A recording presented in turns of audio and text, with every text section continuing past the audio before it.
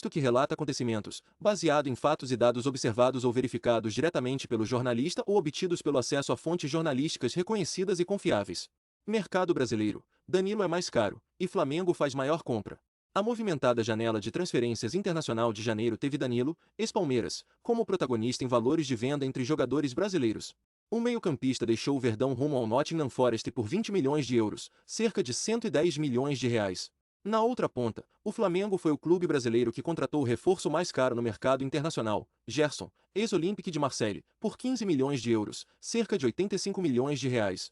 O mesmo Flamengo também vendeu João Gomes ao Wolverhampton numa negociação que virou novela e aumentou de valores depois do Lyon de John Textor tentar atravessar os ingleses. A concorrência fez o acordo ir de 17 milhões de euros para 18,7 milhões de euros fixos, 103 milhões de reais, além de bônus e porcentagens futura. O Chelsea, responsável pelos maiores gastos da janela com quase 2 bilhões de reais, contratou Andrei Santos, ex-Vasco. O jogador tem se destacado no Sul-Americano Sub-20 com a seleção brasileira. Vale lembrar que o ítalo-brasileiro Jorginho trocou de clube na Premier League, saiu do mesmo Chelsea para o Arsenal por cerca de 12 milhões de libras, aproximadamente 75 milhões de reais. A saída de Jefinho do Botafogo ao Lyon teve reviravolta surpreendente.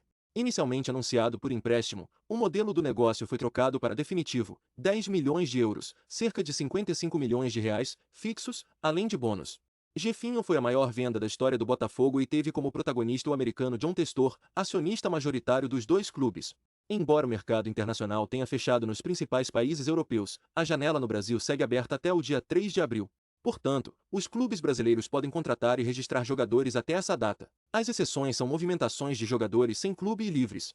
Essas transferências podem ocorrer a qualquer momento. 5 maiores transferências de brasileiros na janela de janeiro.